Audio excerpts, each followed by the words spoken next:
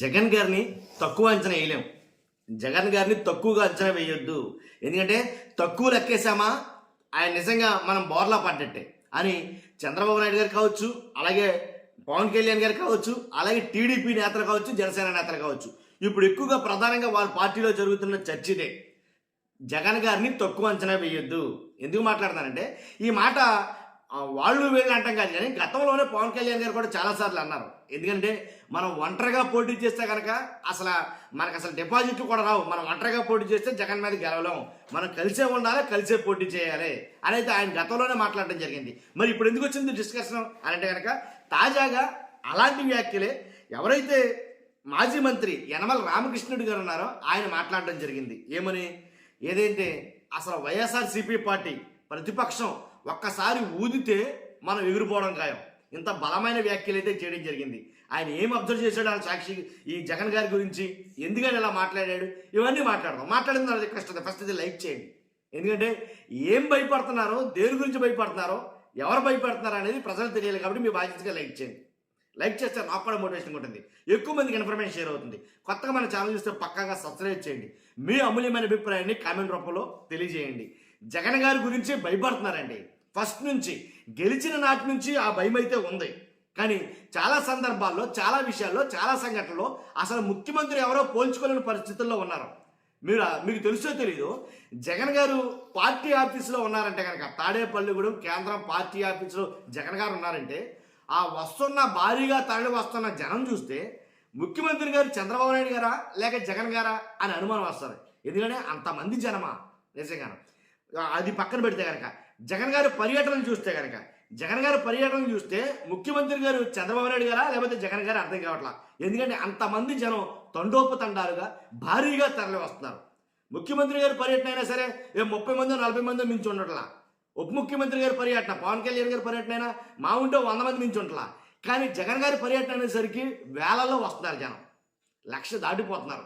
కొన్ని చోట్ల అయితే అసలు అంతే లేదు జనం అసలు. కానీ అందుగురించేనేమో ఇప్పుడున్న అధికార పక్షంలో కొంతమంది నాయకులు సీనియర్లు ఇది కనిపెట్టేసినట్లు లెక్క. యనమల రామకృష్ణుడు గారు కానీ ఇలా కొంతమంది ఉన్నారు సీనియర్ పార్టీ నాయకులు. కానీ వాళ్ళు జగన్ గారిని తక్కువ అంచనా వేయొద్దని హెచ్చరిస్తున్నారు టీడీపీ పార్టీని. చాలా జాగ్రత్తగా ఉండాలి మనం. ఎందుకంటే ప్రతిపక్షం ఊదితే చాలు మనం ఎగిరిపోయే పరిస్థితుల్లో ఉన్నాం, అంత బలంగా ఉంది ప్రతిపక్షం అని వాళ్ళు లెక్కలేస్తున్నారు, అంచనా వేస్తారో. ఒక సర్వేలుంటూ వాళ్ళ దగ్గర ఉన్నాయి జగన్ గారంటే ఏంటో అనేది. ఆయన ఏం మాట్లాడాడంటే ఆ ప్రతిపక్షమే కదా ఏముందలే అని లైట్గా తీసుకోవద్దు అసలు.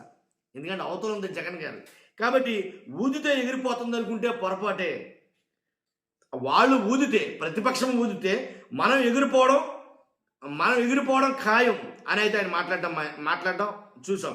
కాబట్టి టీడీపీ సీనియర్ నేత మాజీ మంత్రి యనమల రామకృష్ణుడు తుని నియోజకవర్గంలో గురువారం రాత్రి ఏదైతే జరిగిన టీడీపీ కార్యకర్తల సమావేశంలో మాట్లాడటం జరిగింది. ఆయన వైద్య కళాశాలల ప్రైవేటీకరణ విషయంలో ప్రతిపక్షంలో కసి బాగా పెరిగిందన్నారు. ఎందుకన్నారండి ఈ మాట?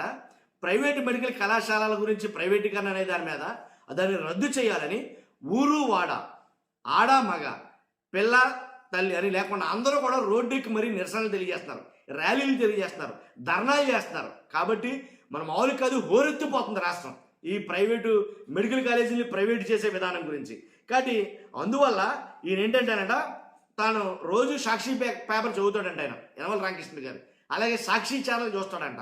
కాబట్టి వాస్తవం ఏంటనేది నేను చూస్తున్నాను, వాళ్ళ పేపర్ చూస్తే అర్థమవుతుంది. జనం ఏం మాట్లాడుతున్నారో వాళ్ళ ఛానల్ చూస్తే తెలుస్తుంది, జనం ఎంతమంది వస్తున్నారో, తండోపు జనం వస్తున్నారో. కాబట్టి అదే ప్రతిపక్షం విషయంలో అతి విశ్వాసానికి పోతే మునిగిపోతామని చెప్పాడు.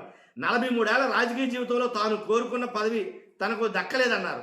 రాజ్యసభ సభ్యుడిగా చేయాలని తన కోరికని, అది వస్తుందా రాదా అనేది అధిష్టానం నిర్ణయిస్తుందన్నారు. తాను ఎప్పుడూ పదవులు కోరుకోలేదని, వాటంతటా అవే వచ్చాయన్నారు. ఈ విషయంలోనే జగన్ గారి గురించి ప్రస్తావించడం జరిగింది, ప్రతిపక్షం గురించి వార్నింగ్ ఇవ్వడం జరిగింది. మన మౌలిక కాదు అసలు. ఎలా అంటే డబల్ డోస్లో వార్నింగ్ అయితే ఇవ్వడం ఉంది. కాబట్టి యనమల రామకృష్ణుడి గారు ఇచ్చిన ఈ వార్నింగ్ అంటే చంద్రబాబు నాయుడు గారు తెలియదంటారా, అలాగే పవన్ కళ్యాణ్ గారు తెలియదంటారా? వాళ్ళకు ముందే తెలుసు. అసలు ఎప్పుడో జగన్ గారి పర్యటన, ఫస్ట్ పర్యటన రోజునే అర్థమైపోయింది వాళ్ళకి. ఏంటి జనం, ఏంటి జగన్ గారు కూడా ఇంత జనం ఎందుకు వస్తున్నారని ఆల్రెడీ నివేదికలు తెప్పించుకున్నారు వాళ్ళు. కాబట్టి వాళ్ళ పార్టీ పైన ఉండే వ్యతిరేకత మీద కూటమి పార్టీలో ఉండే ఎమ్మెల్యేల మీద అలాగే మంత్రులు వాళ్ళ వ్యతిరేకత మీద నివేదికలు తెప్పించుకుని ఒక్కొక్కళ్ళని పిలిచి ఒరే బాబు మీరు సెకండ్ టైం రారిక సింగిల్ టైం ఎమ్మెల్యేగా మిగిలిపోతారు, ఎక్కువగా అంటే అవినీతికి కానీ వ్యతిరేకంగా పాల్పడేది వన్ టైం ఎమ్మెల్యేలు ఎవరైతే ఉన్నారో ఫస్ట్ టైం ఎమ్మెల్యేలు వాళ్ళైతే కనుక చంద్రబాబు నాయుడు గారి మాట అసలు లెక్కే చేయట్లా. రాష్ట్రంలో మరి ముఖ్యంగా ఈ కూటమి పార్టీలో ఎమ్మెల్యేలకి మంత్రులకి పొత్తు లేదు, మంత్రులకి ముఖ్యమంత్రికి పొత్తు లేదు. కాబట్టి ముఖ్యమంత్రి ఒకటి చేస్తే లోకేష్ గారు ఇంకోటి చేస్తారు, లోకేష్ గారు ఇంకోటి చేస్తే పవన్ కళ్యాణ్ ఆయన ఇంకోటి చేస్తూ ఉంటాడు. కాబట్టి ఒకరికొకరికి సఖ్యత లేదు అన్నమాట వాస్తవం, ఒక రాజకీయ విశ్లేషణగా చెప్పాల్సిన మాట ఇది. ఎందుకు రానంటే కనుక ఎవరి దారి వారిదే యమునా తీరే అన్నట్టుగా ఉంది పరిస్థితి. కాబట్టి దోచేయి దాచేయి మళ్ళీ మనకు టిక్కెట్ ఇస్తారో లేదో తెలియదు, మళ్ళీ మనకు టిక్కెట్ వస్తుందో లేదో తెలియదు అని వాళ్ళ పందాలో వాళ్ళు వెళ్ళిపోతున్నారు. ఎన్నిసార్లు పిల్లలు ఎల్కేజీలే పిల్లలు ఇంటిండల్లో ఎన్నిసార్లు చెప్పినా సరే క్లాసులు తీసుకుంటే మారిపోతారా? లేదు, వాళ్ళకి ఒకటి ఉంది, వాళ్ళే మాట్లాడుకున్నారు పైపెచ్చు ఏంటి మీరు మమ్మల్ని కంట్రోల్ చేయడం కాదు ముందు లోకేష్ గారిని కంట్రోల్ చేయండి అన్నట్టుగా మళ్ళా రివర్స్ కౌంటర్లు వేయడం. కాబట్టి ఎమ్మెల్యేలకి మంత్రులకి పడక రోడ్డుకి ఎక్కేస్తున్నారు. సీరియస్ వార్నింగ్లు ఇచ్చినా సరే మనం చూసాం. తిరువురు ఎవరైతే కొరిగిపూడి శ్రీనివాస్ గారు కానీ చిన్ని గారు కానీ ఇలా చాలా మంది ఎమ్మెల్యేలు అయితే కనుక అస్సలు వినటం వల్ల వాళ్ళ పందాన వాళ్ళు పోతున్నారు అంతే. ఇదండి. కాబట్టి జగన్ గారిని తక్కువ అంచనా వేయొద్దు అని అయితే కనుక ఒక వార్నింగ్ అయితే కనుక మెసేజ్ రూపంలో యనమల రామకృష్ణ గారు పంపారు ఆయన.